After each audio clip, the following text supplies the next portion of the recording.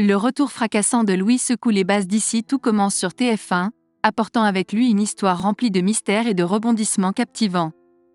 Après l'accident de train qui a bouleversé leur vie, Axel et son mystérieux sauveur prennent le devant de la scène, tandis que le destin de Rose et du clan Armand vacille dangereusement au bord du précipice.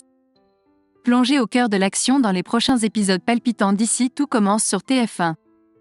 Après avoir été porté disparu pendant plusieurs jours, Axel, Thomas d'Acosta, réapparaît miraculeusement à l'hôpital.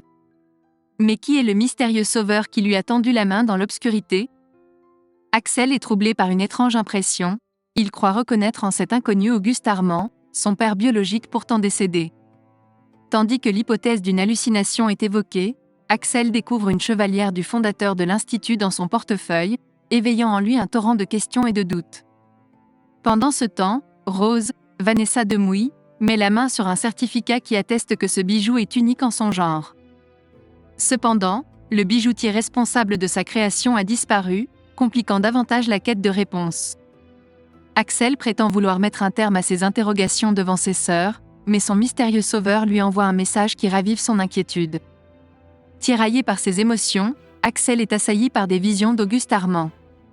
Les jours passent, mais le sauveur ne répond ni aux appels ni aux messages, laissant Axel et Jasmine, Zoé Sévérin, dans une tourmente de questions et d'incertitudes sur ses véritables intentions.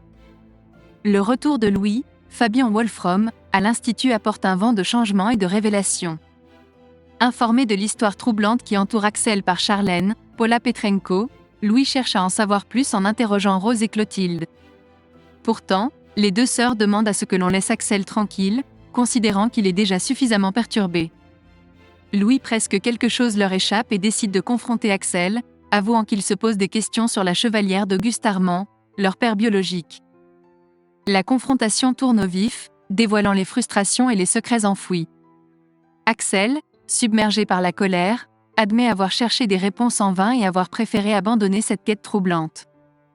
Mais Louis insiste, réveillant les soupçons d'Axel et révélant ainsi l'existence d'un mystère bien plus profond. Dans les épisodes à venir, un nouveau secret lié à Auguste Armand viendra secouer la famille, tandis qu'Axel se retrouvera héritier du « Lucie », un bistrot légué par son père biologique. Les tensions au sein du clan Armand atteindront leur paroxysme, menaçant de tout bouleverser sur leur passage. Mais les surprises ne s'arrêtent pas là. Dans des flashbacks poignants, Auguste Armand refait surface, offrant de nouvelles perspectives à cette histoire riche en émotions. Rappelez-vous, Francis Huster incarnait ce personnage qui a tragiquement succombé à une crise cardiaque lors du 35e épisode.